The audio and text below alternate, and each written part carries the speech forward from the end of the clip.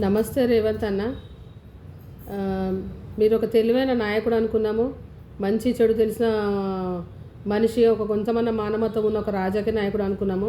కానీ ఇప్పుడు మీకు మానవత్వం లేదన్న విషయం ఈ హెచ్సియు ద్వారా తెలుస్తుందన్న. ఎందుకంటే ఇప్పటికే భయంకరమైన ఎండలతోని ప్రజలు అల్లాడిపోతున్నారు. దీనికి కారణం కూడా మనకు చెట్లు లేకపోవడము, ఆ, సరైన చెట్లు లేకపోవడం. మరి నీటికి బాధపడుతున్నారు, ఎండకు బాధపడుతున్నారు. పర్యావరణం మొత్తం ఆల్రెడీ ఇప్పటికే 90% ధ్వంసం పాడైపోయింది. దానికి కారణం కూడా నా సొంత అభిప్రాయం ఏంటంటే రాజకీయ నాయకులే నేను అంట. ఎందుకంటే ఉన్న ప్రతి అడవిని కూడా కాంక్రీట్ గోడలు చేసి పడేస్తున్నారు. అప్పుడు మీరైనా మీ పిల్లల భవిష్యత్తు కోసమైనా, మా పిల్లల భవిష్యత్తు కోసమైనా, రాబోయే తరాల కోసమైనా నీరు, గాలి, పర్యావరణము, అడవులు చాలా అవసరము. ముఖ్యంగా వన్యప్రాణులకు కూడా చాలా అవసరం. మనకు ఉండడానికి నీడ ఉంది, వాటి నీడ అడవులే కదన్న. వాళ్ళు ఉన్న నీడని మనం లాక్కుంటే మరి అవి ఎక్కడ పోయి బ్రతుకుతాయి? ఇది ఎంత పాపం ఘోరం అన్న విషయం ఒక్కసారి ఆలోచించట్లేదు. రాజకీయాలకు రాగానే మనుషులు మారిపోతారా అన్న? రాజకీయ నాయకులకు మానవత్వం మంచితనం అని ఉండదా అన్న? మరి మరి మరి ఎస్సీ ల్యాండ్ తీసుకుంటే అక్కడ ఉన్న మూగజీవులు ఏమైపోతాయి, మరి అన్ని చెట్లు ఏమైపోతాయి? ఇప్పటికే మన దగ్గర ఆక్సిజన్ తక్కువ ఉంది, పొల్యూషన్ ఎక్కువైపోయింది. మరి ఉన్న చెట్లు నరికేస్తే మరి ఎట్లా రాబోయే తరాలకు మీరు ఏం అందించాలనుకుంటున్నారు? మరి ఒక ఎడారిని ఇవ్వాలనుకుంటున్నారా? ప్రతి రాజకీయ నాయకుడు ఇది ఆలోచించాల్సిన విషయం అన్న. మిమ్మల్ని ఒక్కరిని అనట్లేదు, ప్రతి పార్టీలో ఉన్న రాజకీయ నాయకుడు నేను అంటున్నాను. రాజకీయ నాయకుడు ఎప్పుడైతే స్వార్థం వదిలేస్తాడో అప్పుడే వన్యప్రాణులకు కానీ, ప్రజలకు కానీ, పర్యావరణానికి కానీ మంచి జరుగుతుంది. రాజకీయ నాయకులకు స్వార్థం అనేది ఉండొద్దు. మీకు డెవలప్మెంట్ చేయడానికి ఎవరు ఆపట్లేదన్న. మీరు డెవలప్ చేయాలని కూడా మీరు మన తెలంగాణలో స్థలాలు చాలా ఉన్నాయి. ఈ హెచ్సి స్థలమే దొరికింది అన్న మీకు. చెప్పండి, ఎంత మూగజీవులు ఆర్తనాదాలు పెడుతున్నాయి. మీరు బుల్డోజర్లు పంపించి అవన్నీ క్లీన్ చేపిస్తుంటే అవి ఎక్కడ పోవాలనో తెలియక తల్లడిల్లి ఆర్తనాదాలు పెడుతున్నాయి. ఒక్కసారి ఆర్తనాదాలు వినండి అన్న. అదే పరిస్థితి ఇది మీ రాజకీయ నాయకులకు వస్తే మీరు ఊరుకుంటారా అన్న? తిరగబడి ఎన్కౌంటర్ చేపిస్తారు. అవి మూగజీవులు అవి అనేయాని కదా అన్న. ఆయన మూగజీవులు, వాటి మాటలు రావు. వాళ్ళు మనకు వాళ్ళ యొక్క భావాలని, వాళ్ళ బాధని వ్యక్తపరచలేకపోతున్నాయనే కదా ఇంత జులుం నడుస్తున్నది. ఇది చాలా బాధాకరము, భయంకరమైన విషయము, చాలా చెడు అని కూడా నేను అంటున్నాను.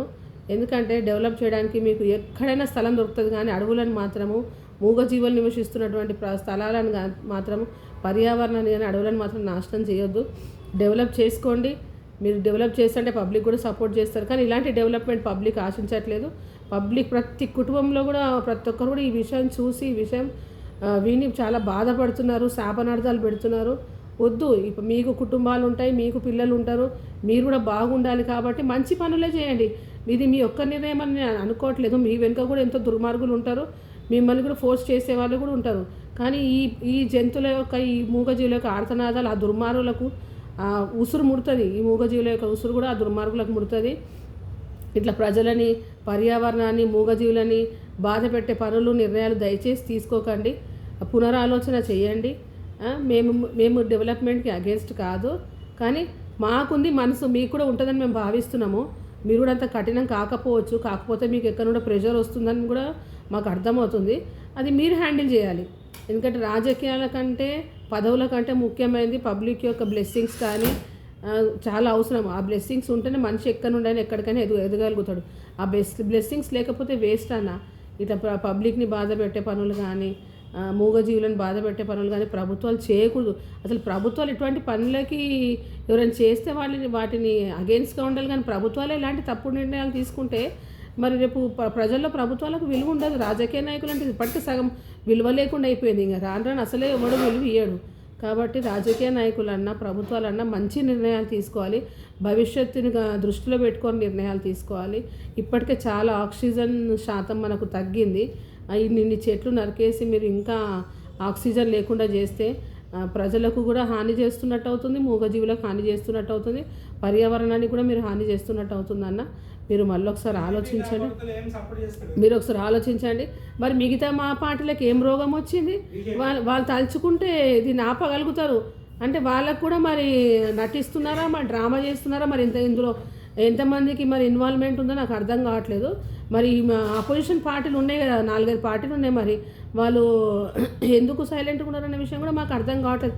వాళ్ళు తలుచుకుంటే మరి ఈ దుశ్చర్యని, ఇటువంటి పరిస్థితిని ఆపగలుగుతారు. వాళ్ళు ఎందుకు ఆపట్లేదు? కానీ ఏదో పబ్లిక్ సింపతి పొందడం కోసం ఏదో వీడియోలో ముందుకు వచ్చేసి 2 మాటలు మాట్లాడుతున్నారు. కానీ మంచి జరగాలన్నా రాజకీయ నాయకుల వల్లే, చెడు జరగాలన్నా కూడా రాజకీయ నాయకుల వల్లే. ఒక రాజకీయ నాయకుడు తప్పు చేస్తే 9 మంది రాజకీయ నాయకులు అగేన్స్ట్గా వెళ్ళొచ్చు, కానీ వీళ్ళు వెళ్ళట్లేదంటే దీనికి రీజన్ ఏంటి, కారణం ఏంటి మాకు అర్థం కావట్లేదు. పబ్లిక్ అంటే ఎక్కువ పవర్ ఉన్న వాళ్ళు, అపోజిషన్ పార్టీస్ వాళ్ళు కూడా ఉన్నారు, వాళ్ళకి తలుచుకుంటే వాళ్ళు కేసులు కూడా వేయచ్చు. వాళ్ళు ఎందుకు వేయట్లేదు, ఇది ఆపడానికి కేసులు వేయచ్చు. అంటే వాళ్ళకి బాధ్యత లేదా? కేవలం ఓట్లు, సీట్లు, పదవులు ఇవేనా? ఇటువంటి దుర్మార్గాలు జరిగినప్పుడు మిగతా రాజకీయ నాయకులకు బాధ్యత లేదా? మీకు కావాల్సిన పనులు చేయడానికి మీరు అందరు ముందుకు వస్తారు. మరి ఇటు పాపం మూగజీవులు బాధపడుతున్నాయి, పబ్లిక్కి రేపటికి ఆక్సిజన్ లేకుండా అవుతున్నది, ఎట్లా అన్న ఆలోచన మిగతా రాజకీయ నాయకులు లేదా?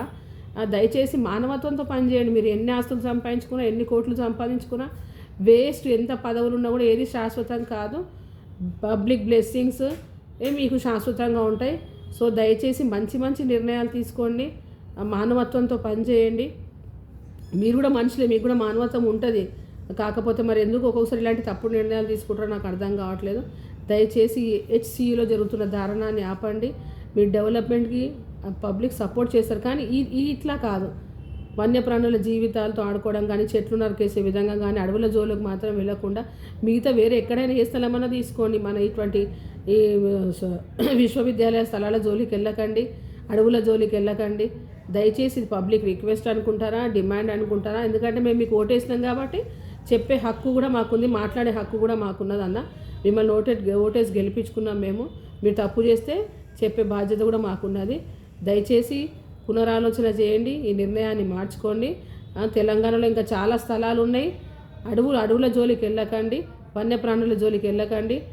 ఇప్పటికే ఆక్సిజన్ చాలా తక్కువ ఉంది, ఆక్సిజన్ శాతాన్ని ఇంకా తగ్గించొద్దు. ఇది మన పర్యావరణానికి వ్యతిరేకంగా జరుగుతున్న పని వద్దన్న. దయచేసి హెచ్సిలో జరుగుతున్న పనులు ఆపేసేయండి. ఆ మూగజీవుల యొక్క ఆర్తనాదాలని మీరు అర్థం చేసుకోండి. Thank you.